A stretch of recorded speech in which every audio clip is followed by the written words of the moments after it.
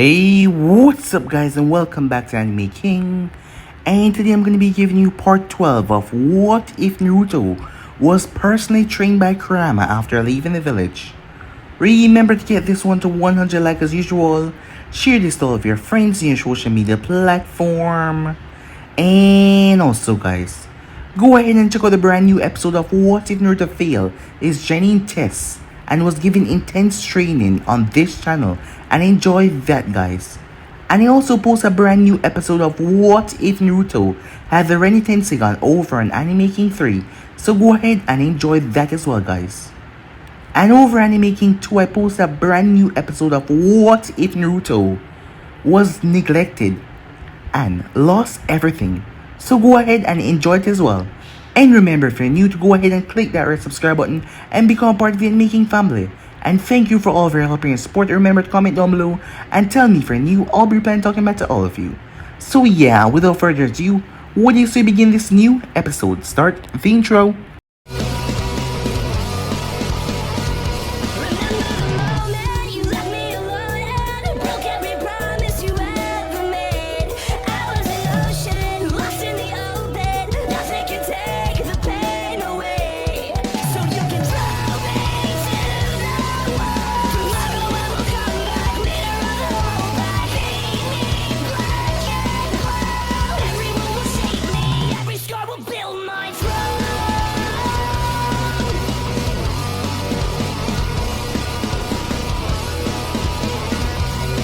So, the last spot we left off, Naruto was furious, as he wanted to make his way rather quickly, but he couldn't outrace the team that he was, well, with, as Neji was in charge, as Tsunade had gave him that role. They made their way quickly as they were going after Teiwaya and Sasuke, as Sasuke was seen as a traitor as he willingly went to the team.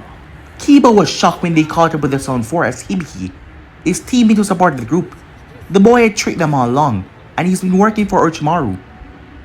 The group separated quickly as Kiba took him on, as the rest of the members made their way, as Kimimaro came in the end and took the coffin after Gaara had dealt with Ukon, as Seikon had to fall back. Kimimaro had precise strikes with his ability as he tried to put them down, but it wasn't that easy. Meanwhile, Rock Lee was facing off against Drobo. Drobo was strong, but he was not fast enough, and when Lee opened the gates, Lee dominated him as he smashed Drobo down, as Neji faced off against Kidamaru and defeated him quite easily. Kiba faced off against his teammate, and it seems like his teammate has been holding back the longest time in their missions and everything, as Kiba was able to get a lucky shot in the end and use a kunai. He was vibrating at different frequency as Kiba ended up knocking the kunai with another.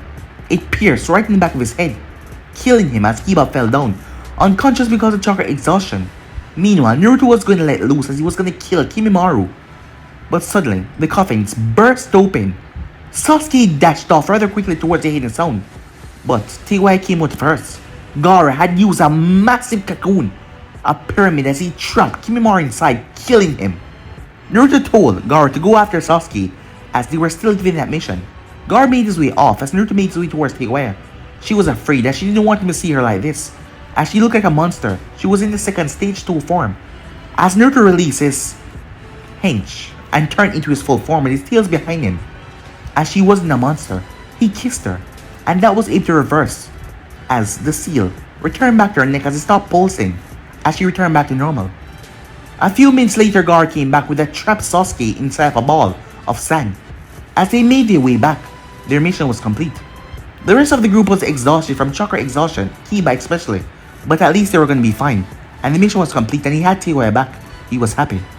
So yeah guys, so basically that's what left off. You guys can switch across the place and check it out for yourself. So you say begin this new episode. And once Gaara disabled Sasuke, we return to the era, picking up our teammates on the way. Before we arrived to the medic, and one of the Anvu used wood, Tsunade waved Naruto off, as she looked tired. He couldn't blame her. It was 3 in the morning. Yes, she said. I know the details after that. She sighed deeply, wishing she had some steak right now to calm her nerves. As she leaned back in her chair, she turned, as she looked towards the window. Alright, mission success, she said. You'll all want to get some sleep, so dismiss. The assembled Chunins made their way. Lee bid them good night, as he sprinted off. as they wonder where did he get energy. As the San Chunins made their way towards Unco's apartment. They made it back in short time as they snuck in, so they wouldn't wake Unco if she was in. Gaara wished them a good night to yawn before they all went to their respective rooms. Teiwaya was about to get in the bed until Naruto placed a hand on her shoulder. She turned to him. Teiwaya, I know you're tired, he said. But do you think we could do that again, he said. She knew what he was talking about as it made her blush. She had to muffle her squeak as Naruto pushed her down in the bed, pressing his lip against hers. Neither of them noticed a small video camera in the room with a red light blinking. In her room, Uncle was watching the monitor with a perverted smile. Am I a genius? Or am I a genius? She said. I can't wait to show Hana. My plan worked. Time skip. The next morning, when they walked into the office, it looked like Snavy hadn't even moved from last night. And the paperwork seemed to look larger. She was peacefully sleeping, drool coming from her mouth, as she was on a few documents. As Naruto leaned over to Teiwaya, why doesn't she just use clones to do the paperwork? She's a Hokage. I'm sure that she will figure it out eventually. Naruto simply shrugged and nodded. Hell, if he could work it out, then he's supposed to know they will. The woman stirred as she picked up herself. A piece of paper stuck into her face that earned a small round of snickering from them, until her eyes focused and they became serious. What? You three back already? You can't possibly want another mission so soon, she said. Actually, the repairs to Konoha are finished. We thought it was probably best if we went back to the sand now. That seemed to wake Snavy up fully as she sat upright in her chair. After everything that happened, it almost slipped her mind that these three were not in fact Leaf Shinobis. That should have been obvious from Gaara forehead protector. But she had a problem of overlooking things that she wanted to avoid. Debt collectors and such. Oh, that's right. I suppose their service to Konoha has ended. She seemed troubled by this, especially at Naruto leaving. He was the reason she became Hokage in the first place. In her mind, she had imagined someday handing him the hat and the robes as she looked on in pride. That image seemed to crumble up in front of her as a hard reality hit home. As Naruto noticed that as he tried to cheer up a bit. Hey, don't worry about it. You know that we'll come visit. He grinned broadly. Snavy couldn't help but join him. Well, if that's everything, she said, really hoping that one of them would turn her, telling her that it was something else. But all of them just nodded. She sighed as she walked over to the tree. Okay, then gather the supplies that you need, and you can fill out the appropriate paperwork with Aizumo and Kitetsu at the gate. She then grabbed the three of them in a dead hug. Gaara's hand instantly sprang up and pushed her back, as she simply brushed herself off. Stay out of trouble, she said. She glanced towards Naruto and Teiwaya. Uncle wasn't exactly quiet about her gossip. Keep him out of trouble, Teiwaya. Teiwaya nodded, but she wondered why she was singled out. So when they were on back to the streets, they said their goodbyes to the people that they came to meet. As they visit Neji and Kiba in the hospital, they all swing by the Inuzaka compound and said farewell to Tatsumi and Hana, who seemed sad that they were leaving. Finally, they arrived at the gate, where they saw Uncle waiting for them, as she was taking the free time to scare the hell out of Kitetsu and Aizumo. If the looks on their face was anything to go on, Uncle thought that she waited for them to come over. When she first heard that they were leaving, she was complaining until they brought her with Dango, and that they would visit. Hey kids, I guess I'll be seeing you then, she said. Uncle might be crazy and a slick driver, but she and Hana were fun to be around. At least when I see you again, I'll be able to beat you, Uncle Sensei. She laughed and simply ruffled his hair, much to his annoyance. Yeah, sure you will, and Jiraiya will stop being a pervert. She said it jovially, but she knew if he used a Harishin on her, he would probably beat her the way he is now. He didn't need to know that bit of information, so she kept her mouth sealed. Oh yes, she said. She pulled out the camera before tossing to Aizumo. You guys were my first team, so I want a photo of us all, she said. Shouldn't Hana be here as well then, said Naruto. Oh please, I was a real sensei. She was just a helper. Oh, is that right, Uncle? Said a voice. As Uncle slowly turned to see Hana, with a vortex of darkness around her, looking rather murderous. What? Of course not. You know me, Hana. I'm always joking. You know that, right? She said with a smile as a bead of sweat rolled on her cheek. Well, anyway, now they were all here, we can take the picture together, she said. Hana calmed down as they were all grouped together, the two sensei at the back and children in the middle. Each of them got a copy of the photo as they signed the paperwork to get out of the village. And with that, they were off.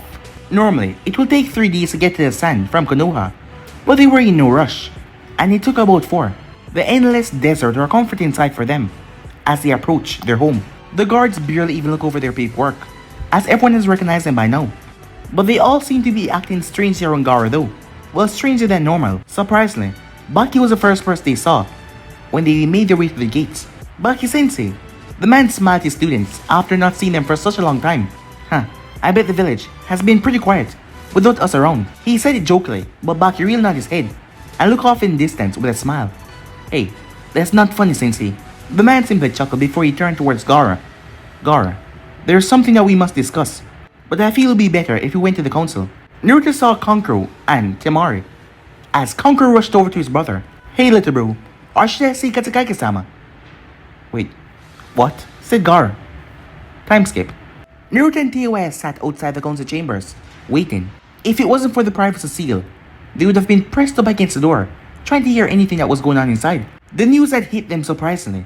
At first, Naruto thought Kankuro was joking, but he wasn't. The council were explaining the situation to Gaara, and the two outside couldn't wait to hear what was going on. If it was all true, Gaara became the youngest Kazekage, and the youngest Kage ever. It was an amazing achievement, as Naruto knew that he deserved it. No one loved the village like he did, and he would probably protect it with his life. And Gaara had the potential to become one of the greatest shinobi of their time. His control over his son was increasing every day, and he was just learning magnet release, like his father and the third Kazekage before him. Finally, a slightly paler Gaara exited the chambers, as he looked rather, startled. The both of them made their way over towards him. Gaara seemed shocked. He had aimed for Kazekage for a while now, but he never expected so soon, and not because of the death of his father. So what did they say? It was Naruto that spoke. We should talk in my office. Even Gaara did not believe his words when he said it. They walked through the halls, and out of respect for Gaara, they stayed quiet until they reached the office. As Gaara walked in first, and moved towards a large desk that took up most of the side of the room, he sat down, looking a bit lost in the chair, like a child wearing their father's clothing. And when you put on the Kazekage robe, he will be. This is awesome, Gaara. You're Kazekage now. Gaara simply nodded as he looked at the small pile of paperwork. So what's your first decree gonna be? Gaara smirked a bit at Teiwaya's joke, but he was still silent. Come on, Gaara, you have to say something, said Naruto. I don't deserve this. Both of them looked at him in shock, not quite believing what they were hearing. What do you mean? You have to be joking, right, Gaara? Said Naruto as he stood up, as he slammed his hand on the desk with quite a force. No one deserved this more than you. You would protect this village with your life, wouldn't you? Gaara nodded slowly, despite the fact that they make you suffer by placing a Bichu inside of you without your permission. He nodded again. Then you're the goddamn perfectest person for his job, said Teiwaya. Naruto seemed a bit annoyed that Teiwaya cut in on his rant, but he nodded as well. Come on, Gaara, you're level-headed, you're strong, and you control sand for common sake. Something you have no shortage here.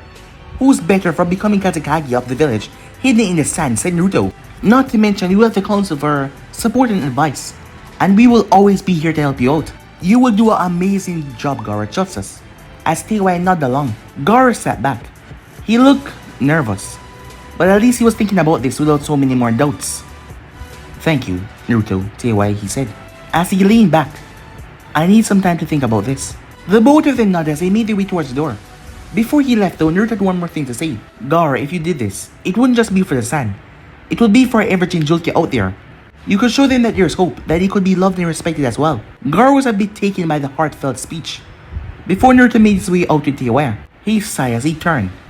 There was a window behind him as he looked over the village. All those life going about their daily business, shinobi, kunoichi, civilian alike, they would all be under his protection, his guidance. It was a large burden to bear for one so young, and he could feel that pressed down on his shoulders. But he wouldn't have to bear it alone. He would have his friends. He would have the council. He would have Baki and his siblings. The knot in his chest loosened a bit as he stood up, looking through the window of his village. Time skip. Both Naruto and Teiwaya were a bit worried for their friend, as being Kazekage was a big responsibility, but he would not be alone as they would always be here for him. But to be the youngest Kage ever, and the youngest Kazekage, that would be good. Gaara, the manipulator of the desert. The both of them glanced around. Not much have changed since they left. Teiwaya didn't call many places. Well, she didn't really have a home in her entire life, but the sand was really close. She had people here that she cared about, and people who care about her as she looked towards Naruto. She smirked as she looked at her boyfriend, too lost in her thoughts to notice. Come on, let's hit the training grounds. Naruto turned. What? Already? We only just got back, he said. She smirked wider. She grabbed his arm, moving towards her favorite training ground. I don't think I ever seen you refuse a chance to train, shithead. Naruto simply smiled. That was probably actually true. Well, except after the third's death. Anyway, you know I want to come up with a counter for your Harashin, she said. Naruto laughed at that. Ever since he completed his technique, Teiwaya has been racking her brain to come up with a good counter. He wasn't sure why she thought she could, if the entire nation of the Hidden Stone could not? Why did she thought she had a chance? Even so, he explained technique to her and answered her questions. It was a win-win either way for him.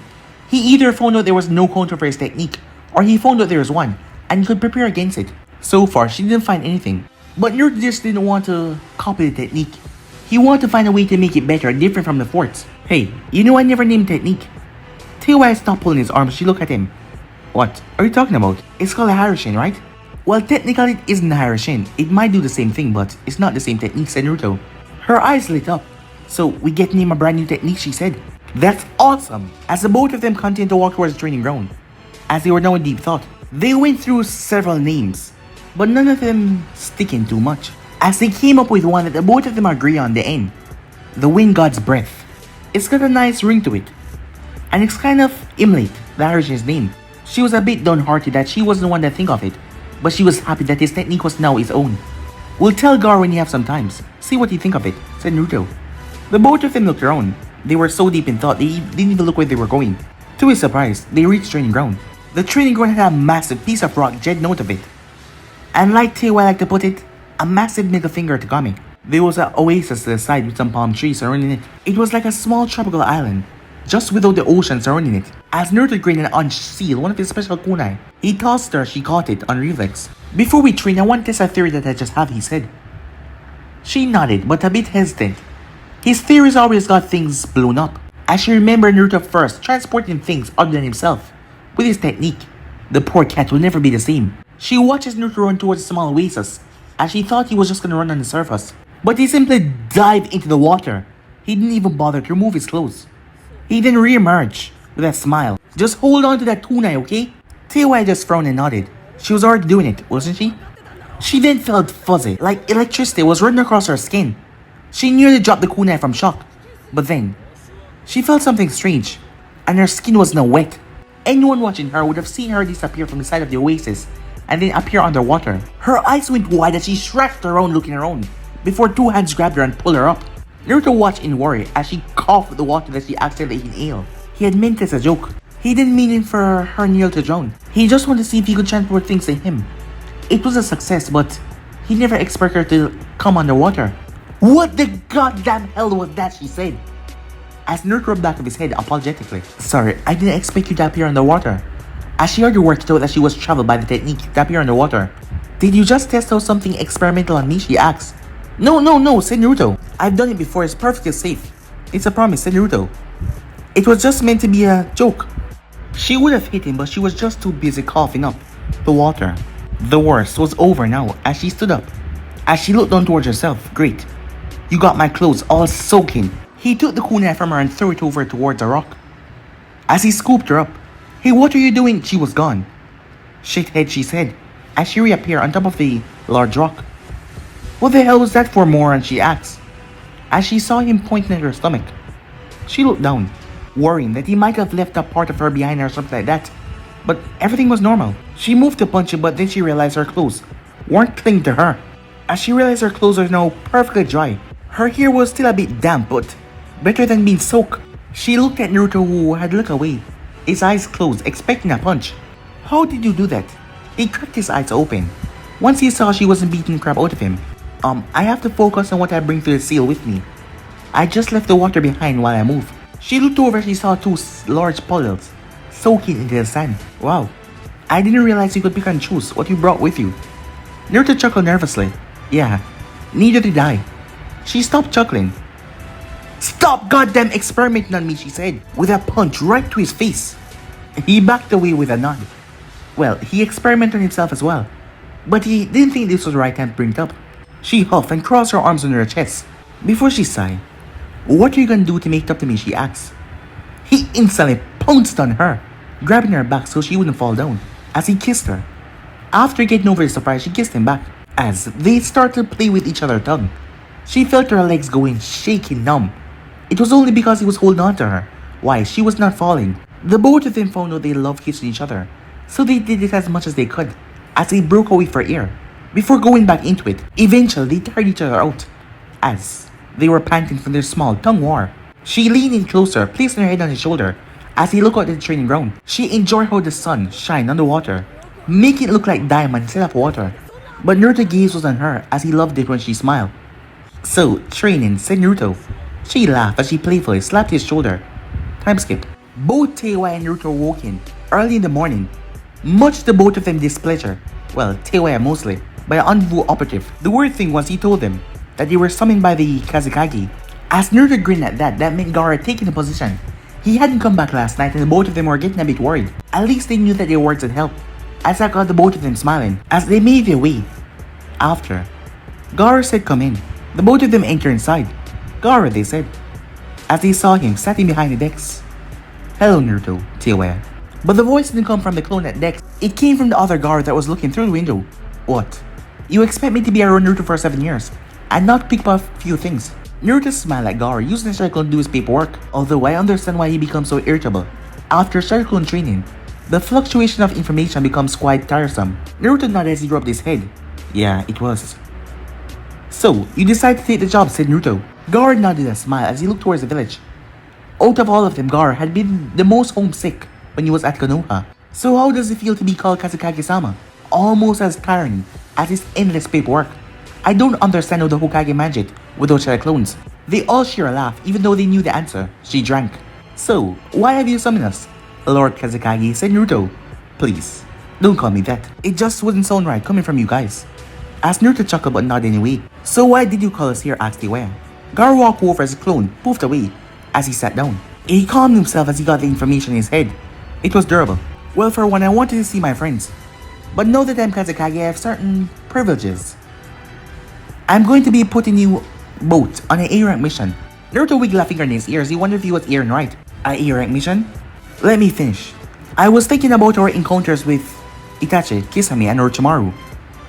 And it came to my attention that none of us are powerful enough to fight off against them and win." A little bit of Naruto's ego deflated, but he saw Gaara's point. "As Kazekage, more information about Akatsuki has come to my attention, and it is worrying me. Every known member of the organization is a well-known extract missing name." Naruto narrowed his eyes. That was surprising, but from what he's seen, it seems that way.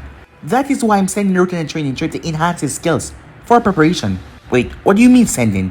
Where am I going?" "That will be up to you. You must find places and people that are willing to train you. I have a few suggestions, but I can wait for a little while. It is best if you do not stay in the village. There's no telling when the Akatsuki will make their move. But your spine at work, estimate 3 years. You will have that time to travel the elemental nation and hone your skills. It is imperative that you improve so that the Akatsuki can't use you for their goals." "You said that you were sending Naruto on a training trip. What about me?" said Teiwaya. Gaara leaned back. "This certainly won't be easy." "Teiwaya, I am not sending you with Naruto because I have a different mission for you." As Naruto listened more closely, "I want you to infiltrate the Akatsuki." Silence reigned over the office. "What?" Gaara flinched as the both of them shouted. "Are you crazy, Gaara? Why would you ask Teiwaya to do that?" Teiwaya was about to shout the same thing as she turned towards Naruto when he spoke. "What? You don't think I could do it?" As Naruto looked at her in shock, wondering what the hell she meant by that. "Of course not, Teiwaya, but that would put you in danger. You would be close to the people who are trying to kidnap me and Gaara." She turned towards him rather angrily. "So now I can't take care of myself, is that right?" As Naruto blinked in shock, her eye was twitching as she turned back towards Gaara. "I'll do it," she said. Gaara sighed as the spirit glanced between her and Naruto. "Teiwaya, please don't be hasty about this. Naruto is right and you will be placing yourself in a lot of danger. If you want to do this just to prove him wrong, then I will withdraw the assignment from you." She narrowed her eyes, but Gaara remained impassive. "I said I will take the mission." Gaara lowered his head, but nodded nonetheless. "Very well. I will give you more detail on the mission later. In short, we have found a way into one of Sorcerer of the Red Sand Spy Network. He is a current member. From there you can infiltrate the organization and actually find a way to breach Akatsuki itself. You two will have to train harder if you actually hope to become one." As he reached his desk and pulled out a folder, as he placed it down, "You will approach him with this. It is the current defense strategy of the village, as well as a few A-rank jutsus, none too dangerous, from the Kazekage Vault. It's an offer to gain their good graces. Don't worry about defense's plan. We will be updating them shortly. Like I said, we can go over the finer details later." Teiwaya nodded as she now had a lot to think about. "Naruto, I mentioned earlier that I have a suggestion for your training trip. The first place I'd recommend you go is Kumo." "Why?" Gaara frowned a bit at being interrupted, but he carried on anyway. "Firstly, I have a letter that I would like for you to send to the Raikage that I would rather not be carried by Messenger Hawk. I'll be asking for alliance." Both of them raised the eyebrow at what should have been top secret information. I'm also asking him advice in a few matters. As a new young Kage, it would be good to hear wisdom from the older Kages. Snathy is a new Kage herself, and the Mizukage is currently in war, with the Civil War. As for Tishikage, I don't believe that we will have an alliance as long as we are allied with Konoha. But Kumo don't exactly like Konoha either, said Tewa. Gaara nodded with a sigh. I know, but to a lesser degree. Know that both the San and Konoha have their new leaders. I hope the Raikai can see past prejudice. Anyway, back to the point. The second reason is they have two jinchuriki. I want you to warn them about the threat, along with any other of our kind you come across. Naruto nodded as he saw the importance of this as well. Perhaps more interestingly, the two have reported to gain somehow full control of their Biju. If you can, learn how and possibly better, and use that knowledge for yourself. Naruto nodded but with a smile. Gaining control of Kyuubi's chakra faster would be a great help. Lastly, Kumo is known for their lightning user. You can train your other affinity properly. As Naruto's smile grew into a grin, he wanted to learn lightning jutsu for some time now, but they were less and less out here in Wind Country. Is there anything else? Gaara nodded. Other things have come to my attention now as Kazekage. I have a list of all of the jinchurikis in the Elemental Nation, currently on their location. 2 reside in the Earth Country, 2 residing in Lightning Country, and 2 others in Water. And lastly, there's 1 jinchuriki living in Taki, in the Land of Valleys. I would like you to find the jinchuriki of Taki. They are more than likely alone, so I'd like you to check on them. If you deem it necessary, I would like you to offer a sanctuary in the sand. But know that Taki won't be happy that you're trying to do so. As Naruto nodded once again, as Gaara leaned back in his chair. Lastly, no matter what you do not go to Earth Country. Is it really that bad? Gaara just nodded. You experienced a prejudice by first hand with that old man. You look too much like the Fort Tokage for you to be safe there. Naruto's sigh, entire country was off limit to him, just because he looked like someone else. Yeah, you're probably right. Gaara nodded as he looked over at Tewa, who was probably thinking about the whole situation. Don't worry, Tewa. You won't be going on these missions until after my coronation. She nodded. Again, this is a recommendation, but I urge both of you not to return to the village for at least 2 years. What? 2 years? Gaara had to held his ear again from the combined shout. Yes, 2 years. For all we're aware, the Akatsuki is monitoring the village as we speak. If you come back, you will be in danger. But to the time we've got, it gave us enough time to plan to our next step. Gaara expected Naruto to be opposed to this idea, but he just sat back. Then you know I'm coming back in exactly 2 years. Tewa didn't seem ecstatic. She wouldn't get to see the village, Naruto, or him for 2 years. So we need to find a way to stay in touch. Gaara nodded as he sat alone in the chair. Yes, we're currently working on that. And we have a few ideas for Tewa. Like I said, we won't be doing this for a couple of days. So you have time to pack. Say your goodbyes before you leave. Naruto looked like he wanted to say something more, but at that point, the secretary popped her head around the door. Kazekage-sama, the council wishes to speak to you regarding your change to the Shinobi Academy. Gaara nodded a small smile as he stood up, with Tewa and Naruto following suit. Thank you, Naruto, Tewa. We'll speak more about this at the mansion. Until then, I suggest you start to get packing. Both of them nodded, deep in thought about the next few years. I'm gonna become as strong as I can be to protect the both of them. I'm not gonna see him for 2 years, Tewa thought. Well, I'll become as strong as I can be. I won't let him overtake me, she thought to herself. Time skip. As Naruto made his way through the sand, when he was younger, this looked quite intimidating. But now he knew how to survive in the harshest terrains. But he knew he should feel a bit downcast, as he just arrived back, and 3 days later he had to leave for 2 years.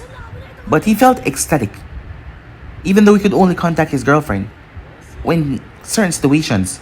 But still, he felt ecstatic he was on his own. For the first time in 7 years, he could do whatever he wanted. To prove that as an example, he flipped. He laughed to himself like a madman walking to the sand, with his backpack on his back and his clothes on, with about 50 storage seals all over his body. He picked up the pace, eager to get over the desert as fast as he could. He was only slightly sad that Tewa had to set out by herself before he left. There was a small opportunity of infiltrating sorcerers spying into work. They were all giving words of encouragement and advice. But she had to leave first, and the both of them had a long-lasting sharing kiss. Time skip. Nearly a day of non-stop tree hopping and running, he finally reached the border. He had to be careful now. The Land of Valley, where Taki was, they had no real alliances, but they were a neutral country. But still, Earth Country was near, and patrols always lean over into the Land of Valleys. As Naruto wondered what would it be like transforming to the Fort Tokage and just stroll straight inside of the Earth Country. Even after death, the man still had a flee on side order, and he wondered if such a thing still applied. He knew two of the man's techniques, including one that struck fear into every stone ninja heart everywhere, so it would be rather easy for him to impersonate the man. But Gaara and TY told him that he would probably start the 4th Year Shinobi War. But it would be funny as hell to see a few stone ninjas piss themselves if he came in, as Minato Namikaze, as he made his way to a nearby tree and stabbed a 3-pump kunai deep inside, just in case. As he made his way into the valley, Taki was a small village, but larger than Hashigakure. But there were still shinobi, as he could smell a few of them moving through the forest patrols. That was another thing he noticed. Fire Country had a stop. Yes, it stopped when it reached the end of the other borders. The forest was just stopped. Like the trees here was just completely cut off from the other nations. The smell of the trees and everything around messed with his sense of smell a bit, as he had to focus on his ear. But he slipped past them rather easily. He could outrun Anbu, so it wasn't that hard. As he broke out of the foliage and find a impressive sight. Taki was beautiful. It sat up high in a rather large cliff as the waterfall crashed down below.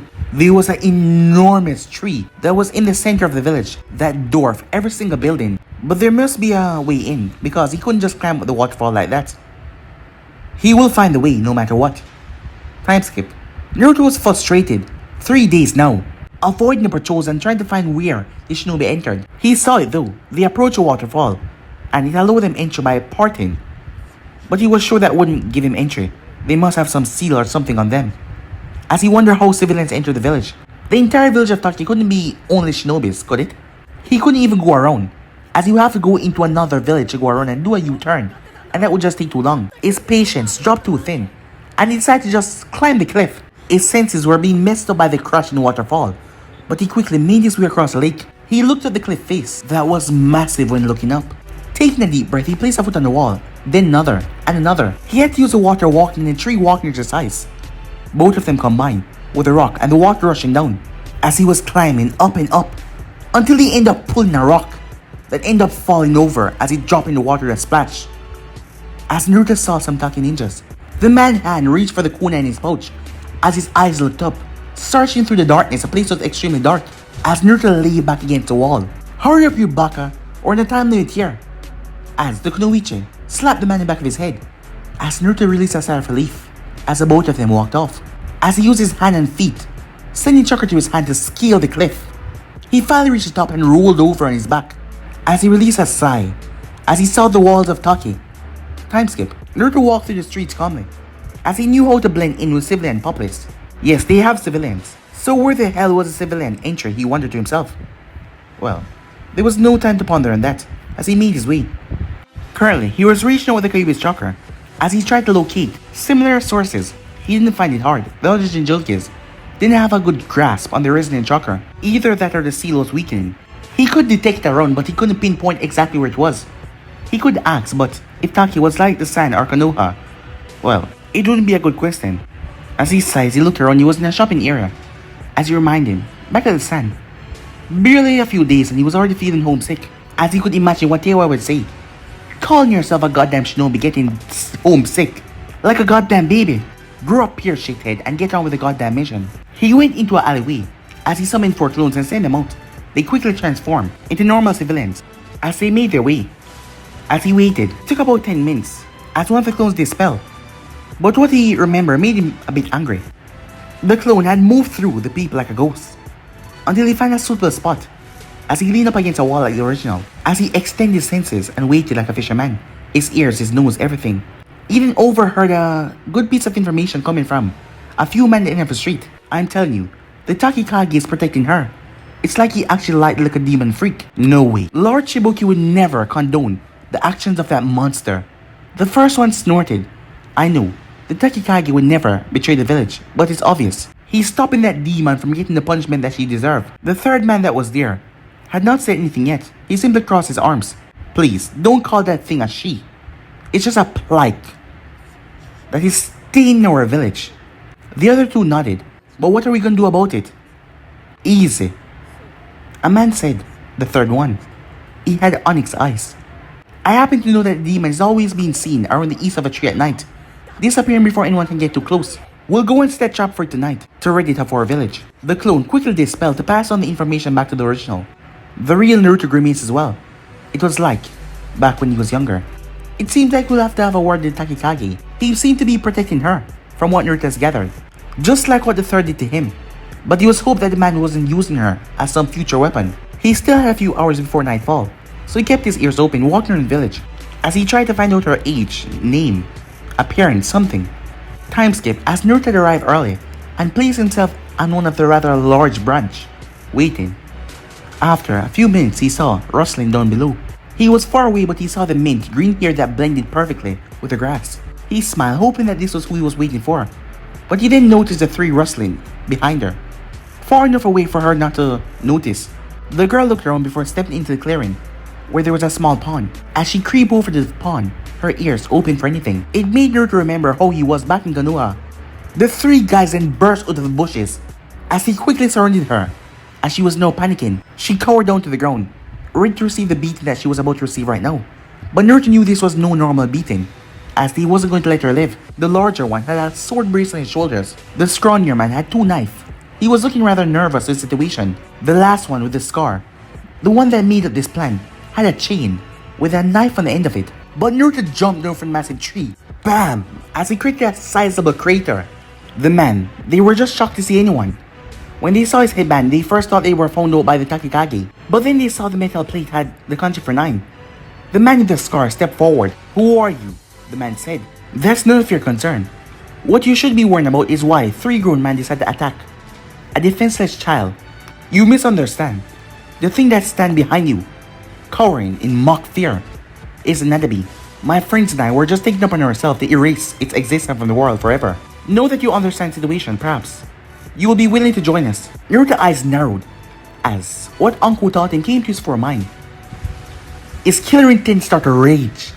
The scrawny man started to shake as his knife started to fall out of his hand. "The only monster I see in front of me are you 3. And as a shinobi, I should rid you monsters from the world." As the scrawny man ran, only to be knocked right in the gut by Naruto. As he keeled over, his companion's eyes were wide. 1 second the kid was there and next, he knocked their companion out, as Naruto had littered the area with the seals already. "Well, what are you?" the large man spoke. As Naruto appeared right in front of his face, the man saw his red slitted eyes. "You can call me 9. He pulled the sword away from the man and snapped in half. As he tossed it to the side, he grabbed the man by the collar of his shirt and lifted him up with ease and threw him, just like he did the blade, as the man slammed into the base of a tree, as he was knocked out instantly.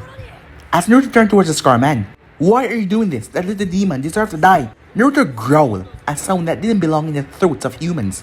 In a flash, he was in front of the man, already grabbed the chain from the man, as he tore it and wrapped it around the man tightly. The man blinked as he was in the air, far up in the air. As Naruto dug the chain into the tree, the man started to fall, until the chain snapped back, and Naruto vanished and returned back down to the ground. He could barely see the man from here as he was high up in the tree. He knew that Taki was going to become a bad place for him to stay in a few hours, and these were just idiotic, not even trained civilians. He then heard crying. As he turned towards the girl, his features softening. Looking closely, she was probably a year or 2 younger than him. She had mint green hair and dark mocha skin. Naruto was surprised by her eyes though. Startling orange eyes. He didn't even think you could have eyes that color. She was looking at him with terror and confusion. He stepped closer but she backed away in fear. He sat down where he was, to show he meant no harm as he crossed his legs. Slowly, she got back to her feet as she glanced towards the lake and back at Naruto. "Who are you?" she asked. Naruto smiled kindly, a warm smile that made her tense. She was not used to such treatment, and she didn't know how to act. "I'm Naruto Uzumaki." "Why did you help me?" she asked. "Because if I hadn't, you might have been dead now." She gasped a bit, but she became more defensive. "Why would you even care?" she asked. "Because we're the same," he said. "What do you mean the same?" As Naruto's ears twitched as he heard footsteps. "We can't talk here anymore. Is there a safe place that you go, somewhere where you hide?" She seemed unsure but she nodded. "Can you take me there?" he asked. She scooted away back from him in fear. "Listen, we don't have much time. People are coming, and it would be best if we were not here when they show up." She might have been frightened by Naruto, but at the thought of more people coming, that was terrifying. She pointed towards the lake as she dived in. Seconds later, Naruto followed behind her. As she propelled herself through a human-sized tunnel through the water, he stayed on her trail. As the both of them gasped as they emerged inside of the tree, they pulled themselves on the roughly carved floor as Naruto looked around. She distanced herself away from him. It wasn't enough in the small wooden room, but it was enough for her to feel safer, as he sat down just like he did before. As Naruto looked up at the glowing hard crystals, it was the sap of the tree. The moon above seemed to light on them, and gave light. "What's your name?" Naruto asked. It took a while as she looked at him. "Fu," she said. "That's a cool name, Fu. What about your last name?" She looked away as a single tear rolled off her eye. I don't know. I don't know who my parents were. No one ever tell me. No one ever talks to me." As Naruto nodded in understanding. But he had a last name for himself to know. But it was a trait that all orphans share. There's always that thought to find out where you could have been, who you should have been, and where you fit in the world. A long time ago, Naruto stopped thinking about it. He had his family, Teiwaya and Gaara. They were enough. But his eyes watered a bit looking at the girl in front of him. While he was saved when he was 7, and he met people, she had no one. "Well, do you want to talk then?" Fu looked at him. A few emotions flashing across her face. "Why? Why are you doing this to me?" "Like I said, we're the same." "What? What's that supposed to even mean?" she asked. "Fu, what do you know about Bijus?" She looked down, as she couldn't place that word, but it seemed familiar. She shook her head. As Naruto realized, this got a lot harder. "Okay, the Bijus are these giant creatures made from chakra. Hey, you do know what chakra is, right?" She nodded in irritation. "Right, just checking, sorry," he said. He chuckled, confusing for a bit. She never heard that other person laugh, honestly. Only when they're thinking of something malicious. Even so, the Bijus are very powerful. Their power shows through the number of teeth that they have, 1 through 9. A lot of people try to control this power. But the only way to do that is seal this power inside humans. The people they seal Bijus have are jinchurikis, the power for human sacrifice. "Wait, why are you telling me this? What does this have to do with us?" she asked. He lifted up his shirt, as she saw his toned stomach. She then saw markings appear. "What does that tattoo mean?" she said. Naruto chuckled. He guessed one could mistake it for a tattoo. Well, those did not disappear once you stop channeling chakra into them. "That's the seal I keep the Kyuubi, the 9 tails, inside my body." Fu gasped a bit.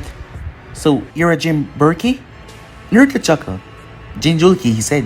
"And yes, the Kyuubi was sealed inside me when I was a baby by the 4th Hokage of Leaf Village." Fu rubbed her stomach. "So you believe I'm a jin thingy as well," she said, as she looked up, a bit panicked. But guys, it'll be end episode right here. If you want the next portion to do, like, subscribe, comment down below, and turn on that bell notification to stay posted. Remember, share all of your friends in your social media platform. And also, guys, go ahead and check out the brand new episode over on Anime King 2 of What If Naruto Was Neglected and Lost Everything, guys. And enjoy that. And on this channel, I post a brand new episode of What If Naruto Failed Is Genin Tests and was given intense training, so go ahead and enjoy that, guys. And over in Anime King 3, I post a brand new episode of What If Naruto Had the Ren Tenseigan, so go ahead and enjoy it as well. And remember, if you're new, to go ahead and click that red subscribe button and become a part of the Anime King family. Yes, guys, if you're new, I have 3 channels: Anime King 2, and Anime King 3. So go ahead and click those red subscribe button and become a part of the Anime King family. And turn on that bell notification to stay posted. And yeah, without further ado, I'm out for now. See you guys tomorrow. Peace.